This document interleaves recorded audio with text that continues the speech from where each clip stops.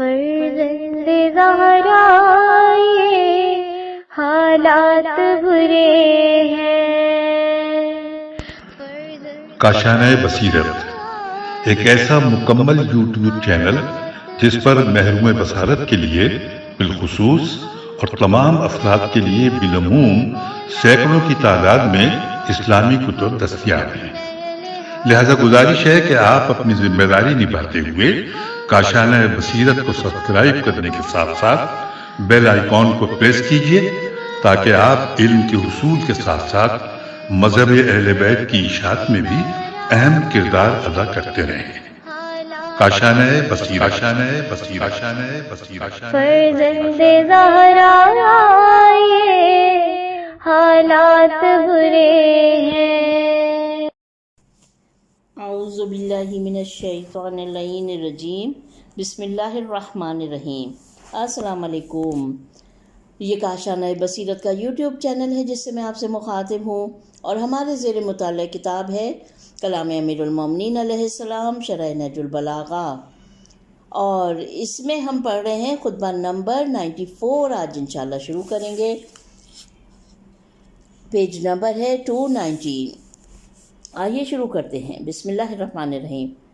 وَمِن كَلَامِ اللَّهِ علیہ السلام وَفِيهَا يَصْفُو الْغَاحُ الطَّالَ ثُمَّ يُبَيَّنُ فَضْلَ الرَّسُولِ الْكَرِيمِ وَأَهْلِ بَيْتِهِ ثُمَّ يَعِظُ النَّاسُ۔ آپ کے خطبے کا ایک حصہ جس میں پروردگار کے اوصاف، رسول اکرم اور اہل بیت اطہار کے فضائل اور مواعظ حسنہ کا بیان ہے۔ خطبہ ایک نگاہ میں۔ یہ خطبہ 4 موضوعات پر مشتمل ہے۔ سب سے پہلے چند صفات خداوندی کا بیان ہے، اس کے بعد صلب آدم علیہ السلام سے خلقت انبیاء علیہ السلام کی طرف اشارہ کیا گیا ہے۔ تیسرے موضوع میں امام علیہ السلام پاک و پاکیزہ نسل سے پیغمبر اکرم صلی اللہ علیہ وسلم کی پیدائش کی جانب اشارہ کرتے ہیں اور آن حضرت کے چند نمایاں فضائل اور اوصاف کو بیان فرماتے ہیں، اور آن حضرت کی گرامی ترین عطرت کی مدح فرماتے ہیں۔ آخر میں امام علیہ السلام مختصر پیرائے میں اپنے مخاطبین کو مؤثر اور جھنجھوڑنے والی نصیحتیں فرماتے ہیں۔ پہلا حصہ شروع ہوتا ہے فَتَبَارَكَ اللَّهُ الَّذِي، اور ختم ہوتا ہے آخرہ لہو فَيَنْقَضِي۔ ترجمہ: بابرکت ہے وہ خدا کہ جس کی ذات تک بلند پرواز ہمتوں کی رسائی نہیں، اور نہ عقل و فہم کی قوتیں اسے پا سکتی ہیں۔ وہ ایسا اول ہے کہ جس کے لیے نہ کوئی نقطۂ ابتدا ہے کہ وہ محدود ہو جائے، اور نہ کوئی اس کا آخر ہے کہ وہاں پہنچ کر ختم ہو جائے۔ شرح و تفسیر: کوئی فکر اس کی معرفت کی بلندی کو چھو نہیں سکتی۔ امام دوسرے خطبوں کی طرح اس خطبے کی ابتدا بھی خدا کی حمد و ثنا سے کرتے ہیں تاکہ گفتگو کا بہترین طریقے سے آغاز ہو اور دلوں کو بات کی گفتگو کے لیے آمادہ کریں۔ ان چند جملوں میں امام صفات الہی میں سے 4 صفات کو بیان فرماتے ہیں جو کہ حقیقت میں ایک ہی صفت کی طرف پلٹتی ہیں، اور اس کی مثال نہج البلاغہ جلد اول کے آغاز میں گزر چکی ہے۔ امام فرماتے ہیں تبارک اللہ الذی، یہاں سے شروع ہو رہا ہے جملہ، ترجمہ پڑھوں گی میں۔ بابرکت ہے وہ خدا کہ جس کی ذات تک بلند پرواز ہمتوں کی رسائی نہیں، اور نہ عقل و فہم کی قوتیں اسے پا سکتی ہیں۔ وہ ایسا اول ہے کہ جس کے لیے نہ کوئی نقطۂ ابتدا ہے کہ وہ محدود ہو جائے، اور نہ کوئی اس کا آخر ہے کہ وہاں پہنچ کر ختم ہو جائے۔ یہ چاروں صفات ہر جہت سے ذات خدا کے لامحدود ہونے کی طرف اشارہ کرتی ہیں۔ وہ ذات جو عظمت، علم، قدرت، آغاز اور انجام کے لحاظ سے لامحدود ہے، وہ نہ تو انسان کی محدود فکر میں سماتا ہے، اور نہ ہی وہ زیرک اور ہوشمند افراد کے گمان کے ذریعے ادراک کے قابل ہے۔ نہ اس کی ابتدا ہے اور نہ انتہا، نہ اس کی ذات کے لیے کوئی ہدف ہے اور نہ مقصود، کیونکہ وہ کمال مطلق ہے اور اس کی ہستی لامحدود اور بے پایاں ہے۔ اس کے باوجود ان چار اوصاف میں مختلف زاویوں سے یہ حقیقت مد نظر ہے۔ پہلے جملے میں یہ بتایا جا رہا ہے کہ انسانی بلند افکار، مضبوط اور قوی ارادے اپنی تمام کاوشوں کو بروئے کار لے آئیں، تب بھی اس کی معرفت کی حقیقت تک ان کی رسائی ممکن نہیں ہے۔ دوسرے جملے میں امام وہم و گمان اور فکر کی تیز رفتار حرکت کی جانب اشارہ کرتے ہیں، جو ممکن ہے کہ زندگی کے بہت سے مسائل میں راہیں کھول دیتی ہوں۔ امام فرماتے ہیں کہ ان سے بھی اس سلسلے میں کچھ بن نہیں پڑے گا۔ تیسرے جملے میں امام اس جانب اشارہ فرماتے ہیں کہ خداوند متعال موجودات کی مانند نہیں ہے، جن کے وجود کا کوئی ہدف اور مقصد ہے، اور جب وہ اس ہدف کو پہنچ جاتے ہیں اور اپنے وجود پر عائد ذمہ داری کو پورا کر لیتے ہیں تو ان کا وقت پورا ہو جاتا ہے، کیونکہ اس کی بے پایاں ہستی کے ماوراء کوئی شے وجود نہیں رکھتی ہے کہ جسے وہ حاصل کرے۔ آخری جملے میں امام کا اشارہ اس جانب ہے کہ وہ ایسا عاقل ہے کہ جس کی کوئی انتہا نہیں ہے۔ دوسرے الفاظ میں یہ کہ وہ اس ہستی کا آغاز و انجام ہے، لیکن نہ ایسا آغاز کہ جو کسی روز اختتام پذیر ہو جائے، اور نہ ایسا انجام کہ اس کے دن پورے ہو جائیں، کیونکہ یہ اوصاف اس کی ذات میں لامتناہی اور ازلی و ابدی ہونے کے معنی میں ہے۔ اس بات کا امکان ہے کہ گزشتہ معنی سرسری نگاہ میں ایسا نہ ہو، لیکن اس سے ماسبق جملے اور نہج البلاغہ خطبہ نمبر 85 میں اس کے مشابہ جملے کو مد نظر رکھتے ہوئے جو کچھ ہم نے بیان کیا وہ درست معلوم ہوتا ہے۔ بہرحال انسان کے محدود افکار اس کمال مطلق کی ہستی کی حقیقت تک نہیں پہنچ سکتے، اور اس کی ذات اور صفات کے بارے میں ہماری معرفت محض اجمالی معرفت ہے۔ جس قدر انسان کی روح پاکیزہ تر اور اس کی فکر قوی تر ہوتی جائے گی، یہ اجمالی معرفت بھی کمال کی طرف بڑھتی چلی جائے گی، اگرچہ تفصیلی معرفت تک کبھی پہنچ نہیں پائے گی۔ دوسرا حصہ، اب خطبہ نمبر 94 کا دوسرا حصہ شروع ہوتا ہے، جو کہ اس طرح سے شروع ہے، ابتدا اس کی ہے وَمِنْهَا فی وصف الانبیاء، اور ختم ہو رہا ہے منہم بدین اللہ خلف۔ ترجمہ، اس نے انبیاء کو بہترین سونپے جانے کی جگہوں میں رکھا اور بہترین ٹھکانوں میں ٹھہرایا۔ بلند مرتبہ سلبوں نے انہیں پاکیزہ شکموں کی طرف منتقل کیا۔ جب ان میں سے کوئی گزرنے والا گزر گیا تو دوسرا دین خدا کو لے کر کھڑا ہو گیا۔ شرح و تفسیر، پیغمبروں کی نمایاں حیثیت۔ امام خطبے کے اس حصے میں پوری تاریخ بشریت میں یکے بعد دیگرے آنے والے پیغمبروں کی جانب اشارہ فرماتے ہیں تاکہ توحید کی بحث کو نبوت کی بحث کے ساتھ مکمل کر دیں۔ قرائن سے بخوبی پتہ چلتا ہے کہ اس حصے اور خطبے کے پہلے حصے کے درمیان میں سے کچھ حصے حذف ہو گئے ہیں، اور یہ اس طولانی خطبے کے چند چیدہ حصے ہیں جو مولانا نے ارشاد فرمایا ہے۔ بہرحال اس حصے میں چند اہم نکات کی جانب اشارہ ہے۔ پہلا نکتہ، تاریخ بشریت میں انبیاء کی آمد کا سلسلہ جاری رہا اور وہ یکے بعد دیگرے ہدایت کی ذمہ داری بخوبی ادا کرتے تھے۔ دوسرا نکتہ، ان تمام انبیاء کا ہدف ایک ہی تھا۔ تیسرا نکتہ، انہوں نے بافضیلت ہستیوں کے صلب میں اور پاکیزہ ترین ماؤں کے شکموں میں پرورش پائی۔ آپ فرماتے ہیں اس نے انبیاء کو بہترین سونپے جانے کی جگہوں میں رکھا اور بہترین ٹھکانوں میں ٹھہرایا۔ اس کے بعد امام اس مجمل، یہاں پہ جیم ہے، اس میم جیم میم لام مجمل جملے کی وضاحت کرتے ہوئے فرماتے ہیں بلند مرتبہ صلبوں نے انہیں پاکیزہ شکموں کی طرف منتقل کیا۔ در حقیقت افضل مستودعین وہی بافضیلت ہستیوں کے صلب ہیں اور خیرین مستقرن پاک دامن ماؤں کے رحم ہیں۔ اس کے بعد امام انبیاء علیہ السلام کی رسالت کے سلسلے کے جاری رہنے کی جانب اشارہ فرماتے ہیں۔ ترجمہ، جب ان میں سے کوئی گزرنے والا گزر گیا تو دوسرا دین خدا کو لے کر کھڑا ہو گیا۔ در حقیقت انسانی حیات کا باغ کا باغ شجرہ طیبہ اور ان انبیاء کے وجود کے باربر درخت سے خالی نہیں رہا، اور انسان ان باربر درختوں سے تو انی اکل لہا کل حین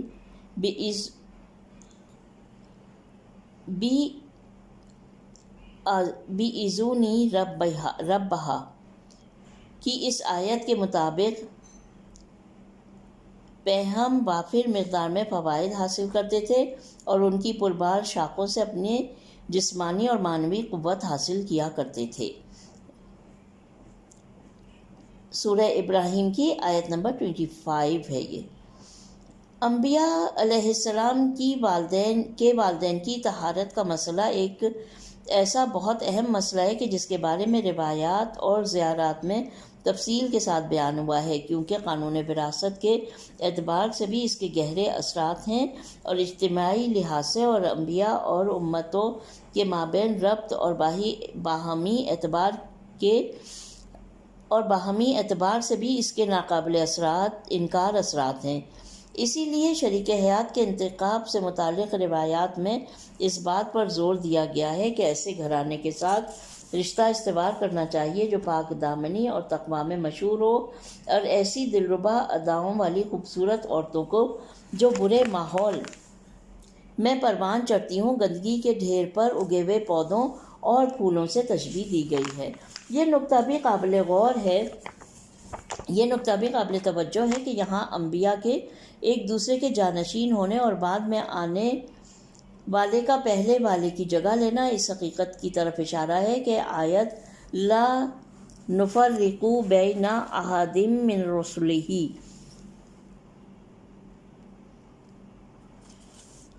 کے مطابق سارے انبیاء ایک ہی راہ عمل لے کر آئے تھے جو کہ اصول میں باہم یکساں تھے، اگرچہ زمان و مکان کے فرق سے بعض فرعی امور میں باہم اختلاف بھی پایا جاتا تھا۔ تمام انبیاء توحید، عدل اور معاد کی جانب دعوت دیتے تھے، یہاں تک کہ فرعی مسائل کی بنیادی باتوں میں باہم یکساں تھے۔ سبھی انبیاء لوگوں کو خدا کی حمد اور عبادت کی جانب بلاتے تھے اور انہیں فضائل اور اخلاق کی جانب لے جاتے تھے، صفات رذیلہ سے دور رہنے کی تلقین کیا کرتے تھے، قانون کا احترام کرتے تھے اور نظم و ضبط کا پاس رکھنا ضروری سمجھتے تھے۔ یہاں پہ دوسرا حصہ ختم ہو جاتا ہے اور آئیے تیسرے حصے کی جانب بڑھتے ہیں۔ تیسرا حصہ شروع ہو رہا ہے حتی افضت کرامت اللہ سبحانہ و تعالی، یہاں سے شروع ہو رہا ہے اور ختم ہوتا ہے عن العملی و عبادت من الاممی، یہاں پہ ختم ہو رہا ہے۔ اس کا اردو ترجمہ یہ ہے، یہاں تک کہ یہ الہی شرف محمد صلی اللہ علیہ وسلم تک پہنچا، جنہیں ایسے معدنوں سے جو پھلنے پھولنے کے اعتبار سے بہترین اور ایسی اصلوں سے کہ جو خوشنما کے لحاظ سے بہت باوقار تھیں پیدا کیا، اسی شجر سے کہ جس سے انبیاء پیدا کیے اور جس میں سے اس نے اپنے امین منتخب فرمائے، ان کی عطرت بہترین عطرت اور قبیلہ بہترین قبیلہ اور شجر بہترین شجر ہے، جو سرزمین حرم پر اگا اور بزرگی کے سائے میں بڑھا، جس کی شاخیں دراز اور پھل دسترس سے باہر ہیں۔ اسی لیے وہ پرہیزگاروں کے امام، ہدایت حاصل کرنے والوں کے لیے سرچشمہ بصیرت ہیں۔ وہ ایسا چراغ ہیں جس کی روشنی لو دیتی ہے، اور ایسا روشن ستارہ ہیں جس کا نور ضیاء پاش، اور ایسا چکماق ہیں جس کی ذو شعلہ فشاں ہے۔ ان کی سیرت سیدھی راہ پر چلنا اور سنت ہدایت کرنا ہے۔ ان کا کلام حق و باطل کا فیصلہ کرنے والا اور حکم عین عدل ہے۔ اللہ نے انہیں اس وقت بھیجا جب رسولوں کی آمد کا سلسلہ رکا ہوا تھا، بدعملی پھیلی ہوئی تھی اور امتوں پر غفلت چھائی ہوئی تھی۔ شرح و تفسیر پیغمبر اکرم صلی اللہ علیہ وسلم کی خصوصیات۔ امام خطبے کے اس حصے میں خاتم الانبیاء حضرت محمد مصطفیٰ صلی اللہ علیہ وسلم اللہم صلی علی محمد و آل محمد کے فضائل و کمالات اور ان کی نمایاں صفات مبارکہ کے مختلف پہلوؤں کی طرف اشارہ فرماتے ہیں۔ پہلے مرحلے میں امام آپ کے نیک آباء و اجداد اور آپ کے خاندان کے بابرکت اور بافضیلت نسب کے بارے میں گفتگو کرتے ہیں، اس کے بعد آن حضور کی اطرت اور ان کی اولاد کے بارے میں گفتگو فرماتے ہیں۔ تیسرے مرحلے میں امت کی رہبری کے سلسلے میں آن حضور کی لیاقت اور قابلیت کو بیان فرماتے ہیں۔ چوتھے مرحلے میں آن حضور کی بعثت کے دور میں کے بارے میں بیان فرماتے ہیں۔ امام کی گفتگو کے ان 4 مراحل سے آن حضرت کی عظمت نمایاں ہوتی ہے۔ پہلے حصے میں امام فرماتے ہیں، ترجمہ: خداوند متعال کی جانب سے انبیاء بھیجنے کا سلسلہ جاری رہا یہاں تک کہ یہ الہی شرف محمد صلی اللہ علیہ وسلم تک پہنچا۔ انہیں ایسے معدنوں سے کہ جو پھلنے پھولنے کے اعتبار سے بہترین اور ایسی اصلوں سے جو نشو و نما کے لحاظ سے بہت باوقار تھیں پیدا کیا، اسی شجر سے کہ جس سے انبیاء پیدا کیے اور جس میں سے اس نے اپنے امین منتخب فرمائے۔ یقیناً انسان کی شخصیت پر وراثت کا مسئلہ کافی حد تک اثر انداز ہوتا ہے۔ نیک، بافضیلت اور متقی والدین نیک اور فرما بردار اولاد کے وجود میں آنے کے لیے راہیں ہموار کرتے ہیں۔ پیغمبر گرامی اسلام کی شخصیت اس پہلو سے نمایاں ترین تھی۔ حضرت ابراہیم آن حضرت اور دیگر بڑے انبیاء کے اجداد میں سے ہیں۔ آن حضرت بنی ہاشم جیسے ایثار، جانثاری اور عطا میں نمایاں مقام رکھنے والے اور حضرت عبد المطلب جیسے باایمان، عادل اور شجاع اجداد کے چشم و چراغ ہیں، اور یہ حقیقت کہ آنچا خوباں ہمہ دارند تو تنہا داری۔ یہ نکتہ بھی اپنی جگہ مسلم ہے کہ نیک اور بافضیلت اولاد ہر انسان کی شخصیت کی دلیل ہے، کیونکہ برتن میں سے وہی کچھ چھلکتا ہے جو اس کے اندر ہوتا ہے۔ اسی لیے امام فرماتے ہیں، ان کی اطرت بہترین اطرت اور قبیلہ بہترین قبیلہ اور شجر بہترین شجر ہے۔ ایسا شجر جو سرزمین حرم پر اگا اور بزرگی اور فضیلت کے سائے میں بڑھا۔ اس درخت کی شاخیں دراز اور اس کے پھل کم ظرفوں کی دسترس سے باہر ہیں۔ امام نے ان خوبصورت مثالوں کے ذریعے پیغمبر اکرم اور ان کی اطرت کی شان میں کلام کا حق ادا کر دیا اور شجرہ طیبہ کی برکت اور عظمت کو واضح کر دیا، اور مختلف دل نشین تشبیہات اور مثالوں کے ذریعے ان کے فضائل کو بیان کیا ہے۔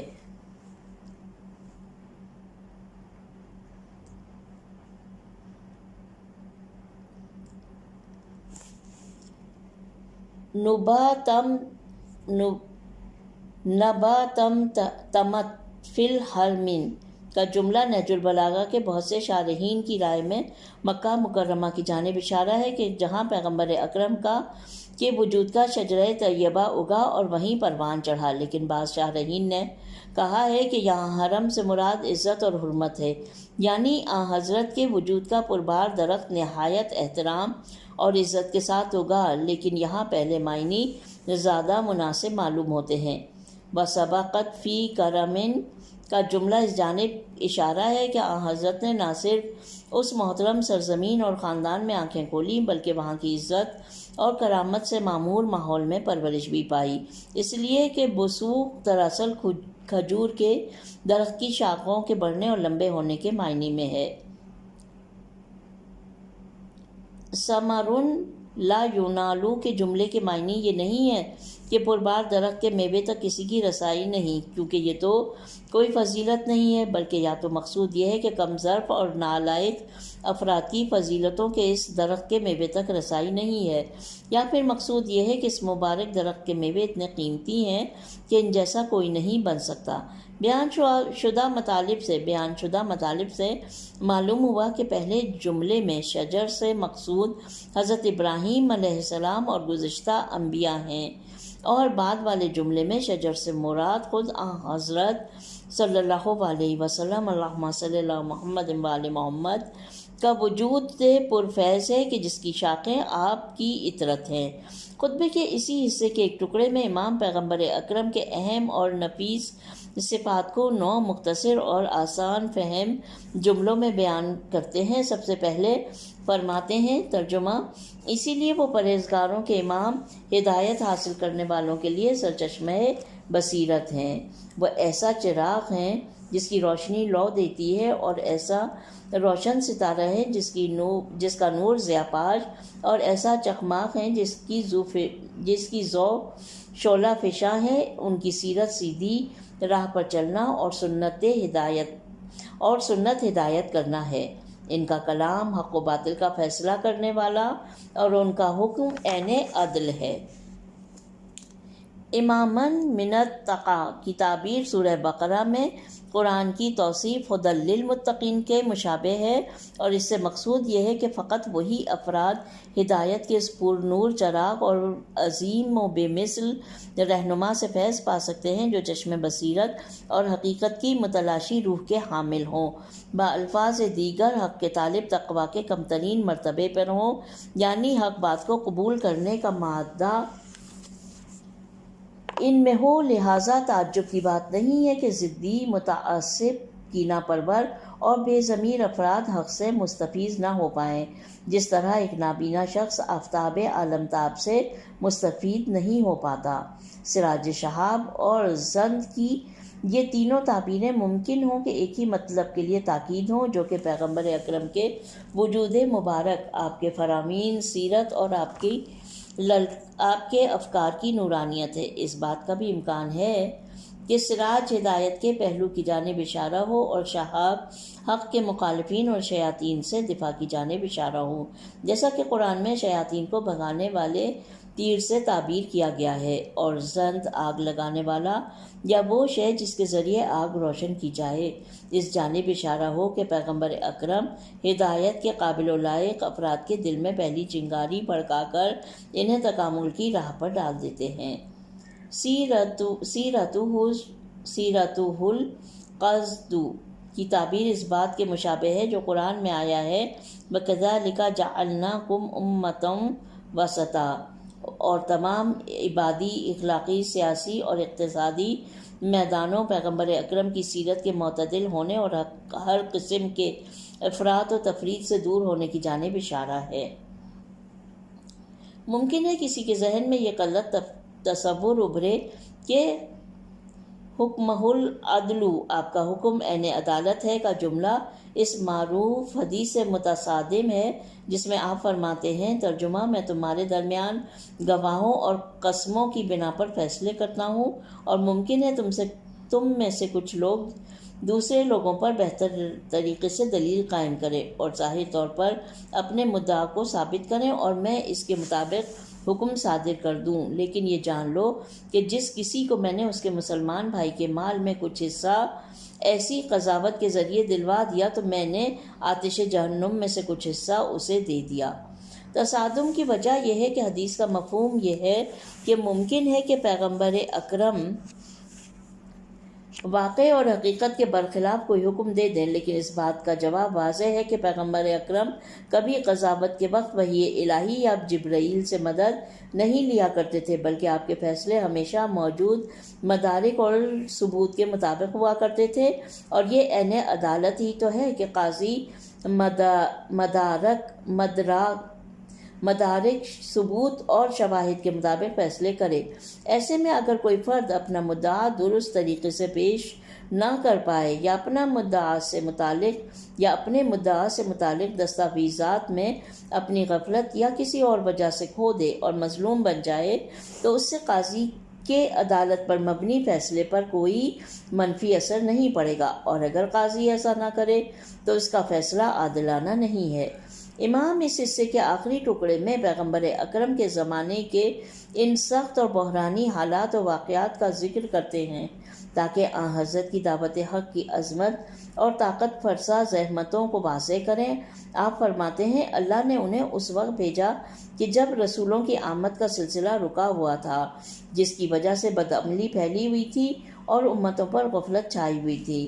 پیغمبر اسلام کے ظہور کے قریب انسانی معاشرے کی تاریخ اور خصوصاً عرب کی جاہلیت مذکورہ بالا جملوں کی حقیقت کی بخوبی تائید کرتی ہے۔ یہ بالکل واضح سی بات ہے کہ معاشرے میں حالات جتنے نامساعد ہوں، جہل اور نادانی کی حاکمیت قوی تر ہو اور وسیع پیمانے پر فسادات پھیل رہے ہوں، تو خدائی رہنماؤں اور عدل و انصاف، اخلاق و فضیلت کے منادیوں کی ذمہ داریاں زیادہ سخت اور بھاری ہو جاتی ہیں، اور پھر مشکلات پر قابو پانے کے موقع پر ان کے مقام و مرتبے کی عظمت مزید نمایاں ہو جاتی ہے۔ نکات، اب یہاں پر نقطے دیے گئے ہیں خطبہ نمبر 94 کے تیسرے حصے کے۔ پہلی ہیڈنگ ہے نکات کے ذیل میں پیغمبر اکرم صلی اللہ علیہ وسلم کی عظمت غیروں کی نظر میں۔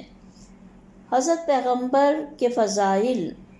اکرم کے فضائل و صفات اور آپ کی ہدایت کی روش کے بارے میں جو کچھ مذکورہ بالا خطبے میں بیان ہوا، ایسا نہیں ہے کہ یہ صرف امیر المومنین علیہ السلام اور ان کے محب اور پیروکار ہی کی زبان پر ہیں، بلکہ عرب کی شخصیتیں بھی ان تمام حقائق کی معترف ہیں۔ ایک انگریزی فلسفی جارج برنارڈ شاہ اپنے ایک بیان میں یوں کہتا ہے، یہ فقط دین محمد کی خاصیت ہے کہ انسانی زندگی کے تمام شعبوں کی مشکلات کے ساتھ سازگار ہے، اس طرح سے کہ اس دین میں ہر قوم اور ہر گروہ کے لیے جاذبیت اور کشش موجود ہے۔ محمد صلی اللہ علیہ وسلم کو بشر کا نجات دہندہ ماننا چاہیے، اور میرا تو عقیدہ یہ ہے کہ اگر اس دور میں ان جیسا کوئی فرد پیدا ہوتا جو آج کے اس جہان کی قیادت سنبھالے تو وہ تمام مشکلات پر فتح یاب ہو جاتا اور اس جہان کو سعادت اور صلح کی جانب گامزن کر دیتا۔ محمد صلی اللہ علیہ وسلم اگلے اور موجودہ زمانے کے لوگوں میں سے کامل ترین انسان تھے، اور مستقبل میں بھی ان جیسی شخصیت کے وجود کا تصور نہیں کیا جا سکتا۔ اس سلسلے میں غیر مسلم دانشمندوں کے بہت سے اعترافی بیانات نقل ہوئے ہیں، جنہیں بعض مصنفوں نے اکٹھا کرنے کے بعد شائع کیا۔ اس نقطے کو ہم حضرت پیغمبر اکرم صلی اللہ علیہ وسلم کی شان میں کہے گئے ان اشعار کے ساتھ اختتام کی جانب لے جاتے ہیں۔ اچھا، اب یہاں پر فارسی میں ہیں کچھ اشعار دیے گئے جن کا اردو ترجمہ نہیں ہے، تو آئیے اب ہم دوسرے نقطے کی جانب بڑھتے ہیں۔ خاندان پیغمبر اکرم کی شرافت، یہ ہے ہیڈنگ۔ حضرت پیغمبر اکرم کے خاندان کی عظمت نہ صرف مذکورہ بالا خطبے میں مولا علی علیہ السلام کے کلام میں بیان ہوئی ہے، بلکہ اہل تشیع اور اہل سنت کے ماخذ میں خود حضرت سے منقول روایات میں ایسی تعبیرات نظروں سے گزری ہیں جو خدا کی بارگاہ میں ان کے مقام کی بلندی اور ان کی عظمت کو واضح کرتی ہیں۔ من جملہ ایک حدیث میں ہم پڑھتے ہیں کہ حضرت نے فرمایا، جبرائیل نے مجھ سے کہا، میں ترجمہ پڑھ رہی ہوں، اے محمد صلی اللہ علیہ وسلم، میں شرق اور غرب میں گھوما، تجھ سے اور تیرے خاندان سے زیادہ باشرف کسی کو نہیں پایا۔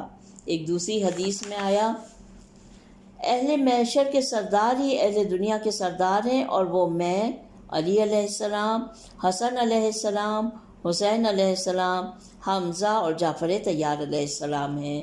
تیسری حدیث میں آیا، جو بھی میرے خاندان سے دشمنی رکھے گا خدا جنت کو اس پر حرام کر دے گا۔ حضرت عائشہ سے منقول ایک حدیث میں ہے، پیغمبر اکرم صلی اللہ علیہ وسلم نے فرمایا، جبرائیل نے مجھ سے کہا، اے محمد صلی اللہ علیہ وسلم، اللہم صلی اللہ محمد وآل محمد، میں زمین کے شرق اور غرب میں گھوما، میں نے بنی ہاشم سے زیادہ بہتر انسان کسی کو نہیں پایا۔ صحیح مسلم میں، جو کہ اہل سنت کی مشہور کتابوں میں سے ایک ہے، فضائل صحابہ کی بحث میں غدیر کی داستان کے بیان کے سلسلے میں آیا ہے کہ پیغمبر اکرم نے اپنے خطبے میں 3 بار اس جملے کو دہرایا، اذکرکم اللہ فی اہل بیتی، میں تمہیں یہ یاد دہانی کراتا ہوں کہ میرے اہل بیت کے معاملے میں خدا کو نہ بھلا دینا، ان کے حق اور ان کے احترام کو ضائع نہ کر دینا۔ توجہ طلب بات یہ ہے کہ اہل سنت کے ایک مشہور عالم امام حافظ ابو العباس احمد بن ابراہیم القرطبی اپنی کتاب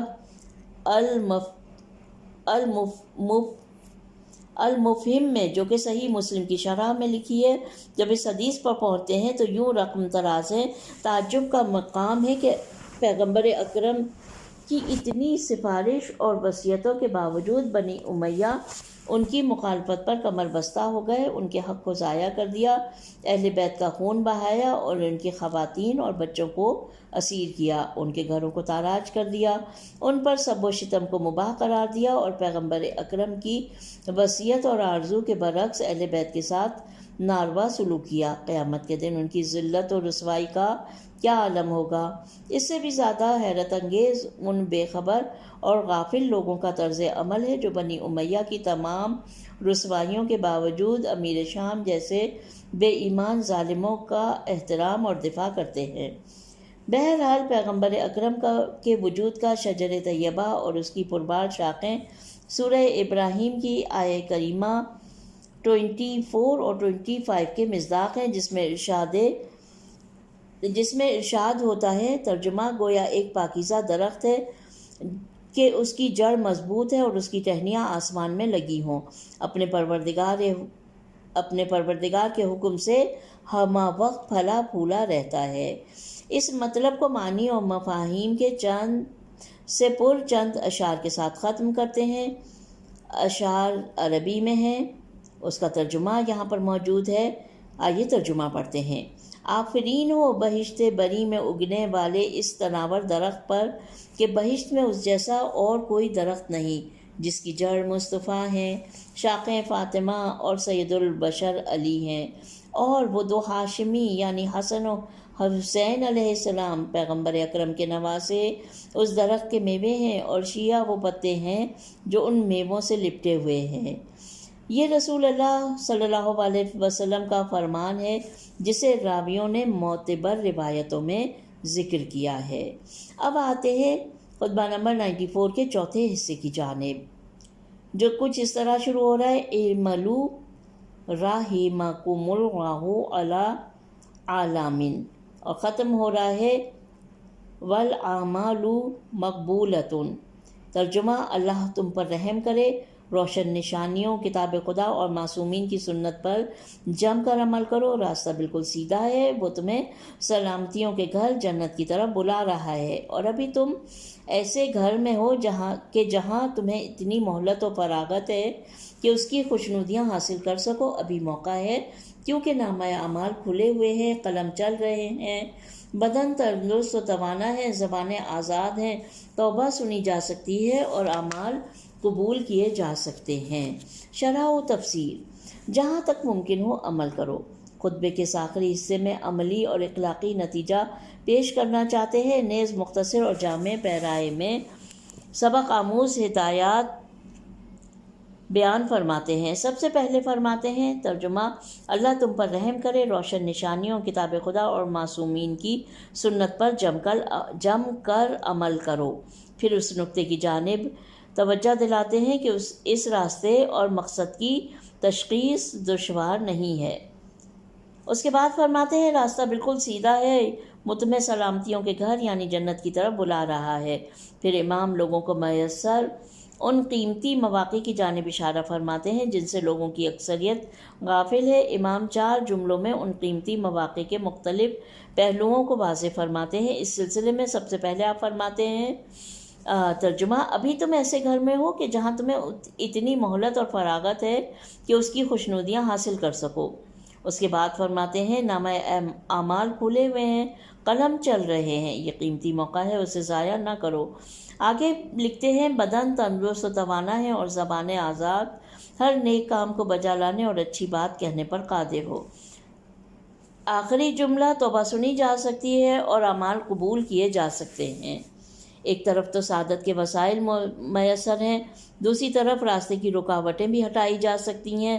اب اگر ایسے میں ان مواقع سے فائدہ نہ اٹھایا تو واقعاً تعجب اور افسوس کا مقام ہے، بالخصوص یہ کہ اس بات کی کوئی ضمانت بھی نہیں ہے کہ فرصت کے یہ لمحات اور مواقع کب تک میسر رہیں گے۔ ممکن ہے کہ ایک ہی پل میں سب ختم ہو جائے، توبہ کے دروازے بند ہو جائیں، اعمال نامے لپیٹ لیے جائیں، قلم مزید حسنات لکھنے سے قاصر ہو جائیں، بدن علیل و توانا ہو کر بستر سے لگ جائیں، زبانیں گنگ ہو جائیں اور واپسی کی کوئی راہ نہ ہو۔ قرآن مجید نے متعدد بار انسانوں کو متنبہ کیا کہ مرنے کے بعد پشیمانی بے سود ہے، بس بے سود ہوگی اور دنیا میں دوبارہ واپسی اور کوتاہیوں کے ازالے کی خواہش محض خواہش بن کر رہ جائے گی۔ چنانچہ قرآن کریم میں ارشاد ہوتا ہے، ترجمہ ہم نے جو کچھ تمہیں دیا ہے اس میں سے خدا کی راہ میں خرچ کر ڈالو قبل اس کے کہ تم میں سے کسی کو موت آ جائے تو اس کی نوبت نہ آئے، کہنے لگے کہ پروردگار نوبت نہ آئے کہ کہنے لگے کہ پروردگار تو نے مجھے تھوڑی سی مہلت اور کیوں نہ دی تاکہ خیرات کرتا اور نیکوکاروں میں ہو جاتا۔ سورہ منافقون کی آیت نمبر 10۔ اس کے بعد سورہ منافقون کی ہی آیت نمبر 11 میں فرماتے ہیں، اور جب کسی کی موت آ جاتی ہے تو خدا اس کو ہرگز مہلت نہیں دیتا، اور جو کچھ تم کرتے ہو اس سے خدا بخوبی آگاہ ہے۔ یہاں پر خطبہ نمبر 94 ختم ہوتا ہے، پیج ہے 235۔ اہم ترین نکات توحید، رسالت، امامت اور مات کے بارے میں امام علیہ السلام نے ارشاد فرمائے ہیں۔ پروردگار عالم سے دعا ہے کہ ہماری توفیقات میں اضافہ کرے اور ہم ان نکات کو سمجھ سکیں اور ان پر عمل پیرا ہو سکیں، اور اے خدا بندہ ہماری اس کوشش کو اپنی بارگاہ میں قبول اور مقبول فرما۔ ربنا تقبل منا انک انت السمیع العلیم۔ اپنا بہت خیال رکھیں۔ انشاءاللہ جلد ہی ہم پڑھیں گے خطبہ نمبر 95 جو کہ ہے پیج نمبر 237 پر۔ پیج نمبر 236 بلینک ہے، اس کے بعد 237 پر خطبہ نمبر 95 ہے۔ انشاءاللہ جلدی اس کو پڑھیں گے۔ اپنا بہت خیال رکھیں۔